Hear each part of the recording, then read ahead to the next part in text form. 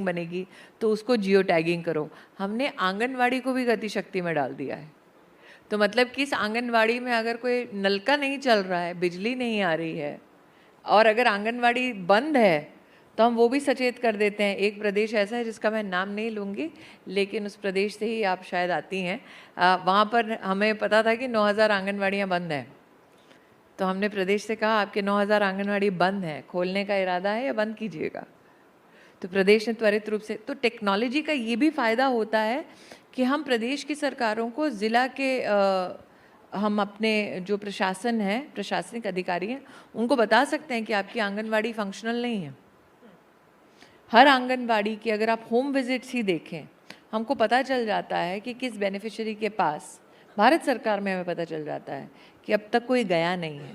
हर महीने 2.5 करोड़ हमारे देश में आंगनवाड़ी का हमारा सिस्टम होम विजिट करता है। मतलब साल का कम से कम 24 से 25 करोड़ होम विजिट्स हमारे मंत्रालय के माध्यम से होता है।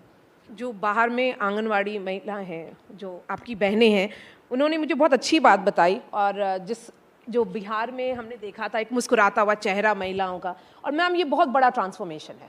और शायद जो एजेंट्स ऑफ चेंज बोलते हैं वो महिलाएं होती हैं। उन्होंने बताया कि पहले मंगलवार को वजन दिवस होता है, दूसरे मंगलवार को गोद भराई, थर्ड पीटीएम दिवस, और उसके बाद सुपोषण दिवस। ये बहुत ही ऑर्गेनाइज्ड है, ये पोषण ट्रैकर है।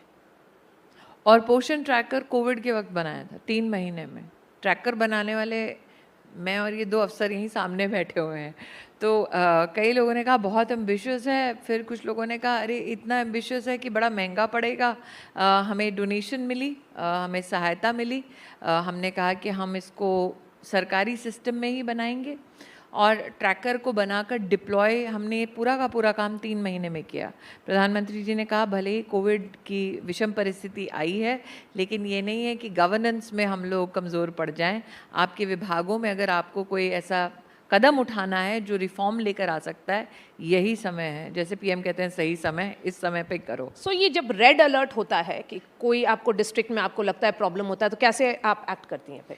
हमारे पूरे इस कार्यकाल में एक चीज़ जो मेरा सौभाग्य रहा हमने किया, नॉर्मली सरकारें क्या करती थी, फाइनेंशियल ईयर के अंत में प्रदेश की सरकारों के साथ बैठ के चर्चा करती थी कि क्या हुआ, कैसे हुआ, कितना काम हुआ, और ये कागज़ के ऊपर महज होता था।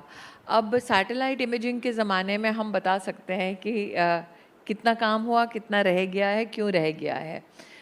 ये मीटिंग्स मैं स्वयं और मेरे अधिकारी तो हर महीने करते हैं प्रदेश सरकारों के साथ, मैं हर क्वार्टर में करती हूँ, ताकि ऐसा ना हो कि साल के अंत में कहें अरे बाप रे इतना सारा काम नहीं हो पाया। प्रधानमंत्री जी ने बजट को एडवांस क्यों किया? उनकी इच्छा थी कि अप्रैल के महीने से you hit the ground running. तो we bin running ever since he is become प्रधान सेवक। ट्रेनिंग, ट्रैकिंग, डिलीवरी जी एक प्रोसेस है। आपने सब महिलाओं को, आंगनवाड़ी महिलाओं को एक स्मार्टफोन दिया, हम लेकिन सिर्फ ट्रेन उस कैसे तक किया आपने? सीमित नहीं रहते। हर साल 300 करोड़ का बजट है, उसको स्पेंड हम लोग करते हैं ट्रेनिंग के लिए। सोशल जस्टिस के साथ हमने कोलैबोरेशन करने का प्रयास किया है ताकि दिव्यांग बच्चों के संदर्भ में आंगनवाड़ी दीदियों को स्पेशल अगर ट्रेनिंग चाहिए तो उसको हम कैसे कर पाएँ। मैं ये भी कहना चाहूँगी कि जब आप कहते हैं कि tracking of benefits to beneficiary, तो हम सिर्फ पोषण ट्रैकर पर निर्भर नहीं करते। आंगनवाड़ी दीदी ने, मान लीजिए आपने 10 बेनिफिशरीज़ का नाम भरा, उसमें से हम कभी भी किसी भी बेनिफिशरी को हमारी जो राष्ट्रीय हेल्पलाइन है उससे फ़ोन करते हैं कि वाकई में आपको ये सेवा मिली या नहीं मिली। So there is not only one tracking interface digitally, there is not only one reporting digital interface, we also have a call and a helpline where we randomly call and check. So there is also this effort to ensure that there is corroborative evidence about genuinely what is coming up on the tracker. Ma'am, एज सम है, हमने पहली बार कहा कि बच्चे की screening अगर करनी है तो कौन करेगा स्क्रीनिंग? तो चीफ मेडिकल ऑफिसर है, हमारी आशा दीदी हैं, आंगनवाड़ी दीदी हैं। जब लोकल आंगनवाड़ी में स्क्रीनिंग की सुविधा और वो सपोर्ट सिस्टम शुरू हो जाता है, तो वो मात्र बच्चे की दिव्यांगता आप चिन्हित कर रहे हैं वो नहीं है, एक सोशल एक्सेप्टेंस बन जाती है लोकल कम्युनिटी में कि इस बच्चे को मदद की ज़रूरत है और इस बच्चे के परिवार को सहयोग की ज़रूरत है कि स्टिग्मेटाइजेशन जो होता है उसको हटाने का हमारा प्रयास है। और साथ ही बच्चे के बारे में अगर एक बार आपको पता चला कि उसको स्पेशल क्या सपोर्ट चाहिए, तो आप क्या पढ़ाना चाहेंगे उस बच्चे को? क्या आपके तंत्र यंत्र क्या अलग होंगे? क्या आपका इंटरवेंशन अलग होगा? निश्चित रूप से अलग होगा, क्योंकि दिव्यांगता महज एक तो प्रकार की होती नहीं, आप 21 अगर अलग अलग प्रकार की व्यवस्थाएं आपको करने की ज़रूरत पड़ती है, तो उन 21 व्यवस्थाओं में से उस बच्चे को वो एक व्यवस्था, can you imagine, this is the government saying the special child is so special that we are willing to reach out to every Anganwadi in this country and say, let us help your child, so that communities realize that these children are the community's responsibility, so that we do away with the stigmatization. Secondly, we have in collaboration with the Ministry of Social Justice also ensured कि प्रधानमंत्री जी कहते हैं इन बच्चों के लिए, इन परिवारों के लिए हमको यूनिक आईडी चाहिए, ताकि इनका जो अधिकार है इनके बैंक के खाते में जा सके, इनको सपोर्ट दे सके।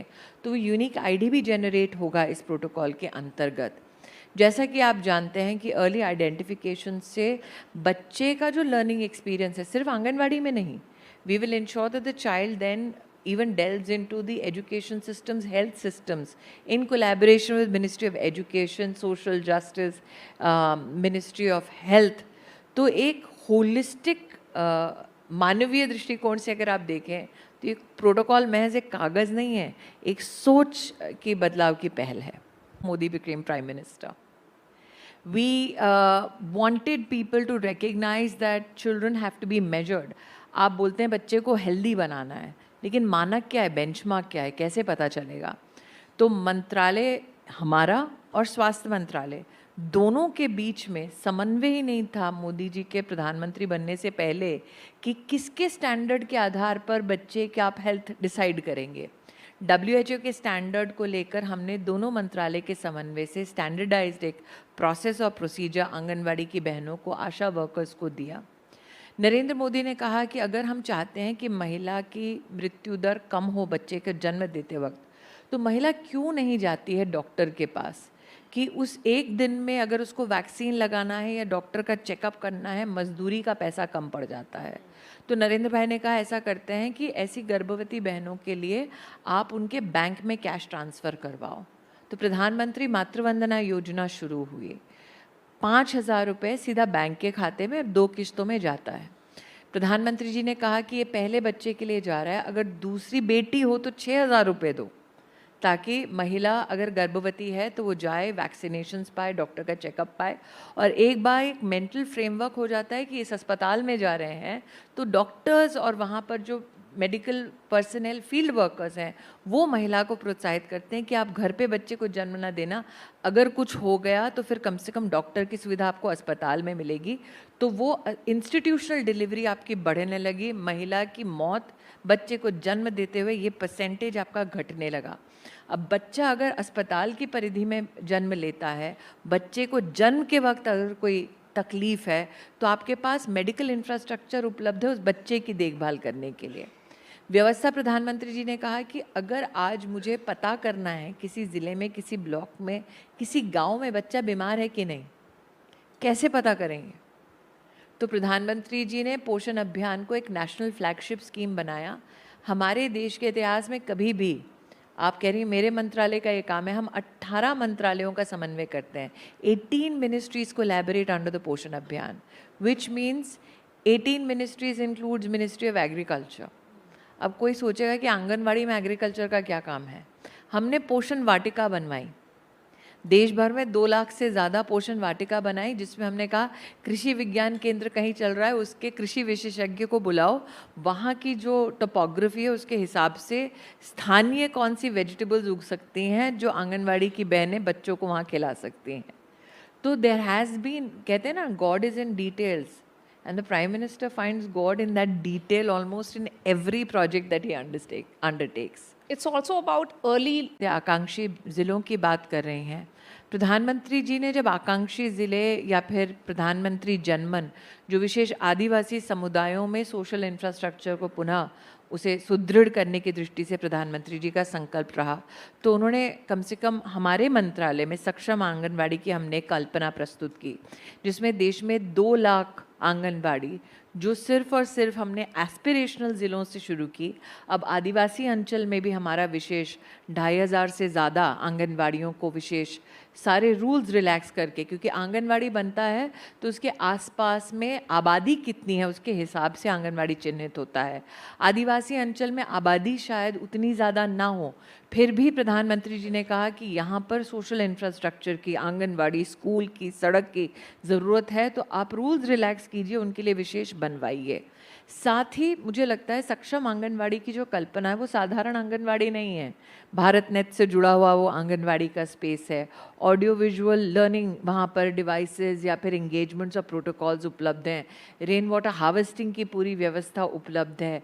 और आज के दशक में अगर हम कहें कि आंगनवाड़ी को सिंपली एक छोटा सा कमरा है, वो आंगनवाड़ी दीदी है, वैसी कल्पना प्रधानमंत्री की नहीं थी। उन्होंने कहा हर आंगनवाड़ी बहन के पास एक स्मार्टफोन हो और स्मार्टफोन में एनालिटिक्स के साथ उनके पास एक ऐप हो, डिवाइस इनेबल्ड हो, कि वो हर एक बेनिफिशियरी तक, लाभार्थी तक एस्पिरेशनल डिस्ट्रिक्ट को पॉलिटिकल एस्पिरेशन से जोड़ना गलत होगा। जब प्रधानमंत्री जी ने आकांक्षी ज़िलों के बारे में अपनी चिंता व्यक्त की या फिर आकांक्षी ज़िलों को चिन्हित किया, तो उनकी विशेष चिंता महिला और बच्चों की दृष्टि से 2-3 थी। एक, माता मृत्यु दर, मतलब बच्चे को जन्म देते वक्त माँ का देहांत ना हो, ऐसी व्यवस्था हम लोग करें, जिसका मतलब कि क्या हम महिलाओं को इंस्टीट्यूशनल डिलीवरी, मतलब अस्पताल में बच्चे को जन्म देने के लिए क्या प्रोत्साहित कर सकते हैं। दूसरा, प्रधानमंत्री जी की चिंता थी कि 6 साल से कम उम्र के बच्चे, हम जानते हैं कि 85% बच्चे का जो मानसिक विकास है, मेंटल जो एक ग्रोथ है, वो सबसे बढ़िया होता है 6 साल से कम उम्र में। प्रधानमंत्री जी की ये चिंता थी कि क्या वो बच्चा हृष्ट-पुष्ट है, पौष्टिक आहार अथवा पोषण की दृष्टि से, न्यूट्रिशन की दृष्टि से क्या उस बच्चे के पास सारी सुविधा है या नहीं है। तीसरी उनकी चिंता थी एकेडमिक ड्रॉप आउट, स्पेशली लड़कियों की। तो क्या बेटियों की पढ़ाई की व्यवस्था, वहाँ पर स्किलिंग की व्यवस्था, क्या हम ढंग से कर पा रहे हैं या नहीं कर पा रहे। ऐसे कई मानकों पर जो ज़रूरी है एक समुदाय के विकास के लिए, सोशल इंफ्रास्ट्रक्चर को कैसे हम और सुदृढ़ कर सकते हैं, उस दृष्टि से प्रधानमंत्री जी ने आकांक्षी ज़िले हमारे देश में चुने।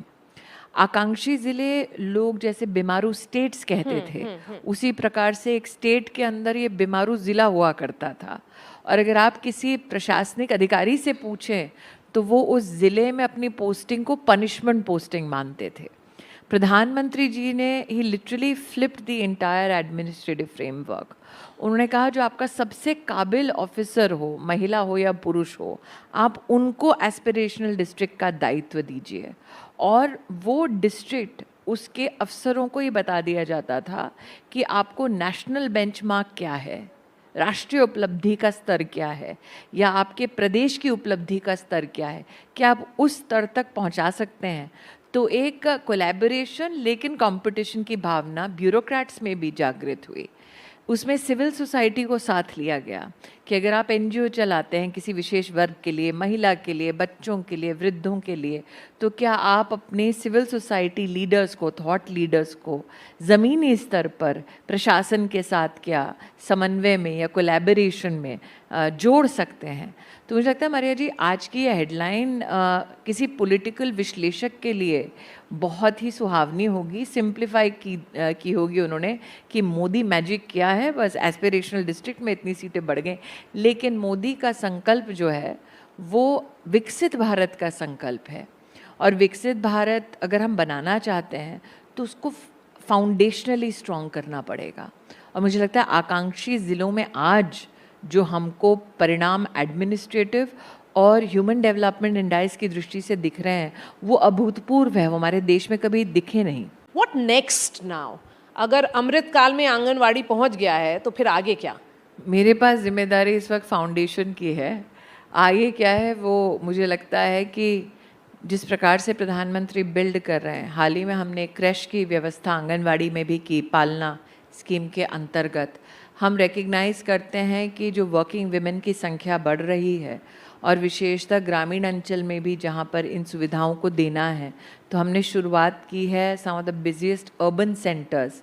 और आप अफोर्डेबल जो डे केयर है वो आंगनवाड़ी की व्यवस्था में दे सकते हैं, तो हमने पालना की आंगनवाड़ी में ही शुरुआत की है। तो साथ ही साथ आपको एक चीज़ रिकग्नाइज़ करनी पड़ेगी मरिया, हम जब कहते हैं 14 लाख आंगनवाड़ी है, 22 लाख आंगनवाड़ी की हमारी बहनें हैं, this has become the world's largest trained workforce for child care, which no other country can boast of.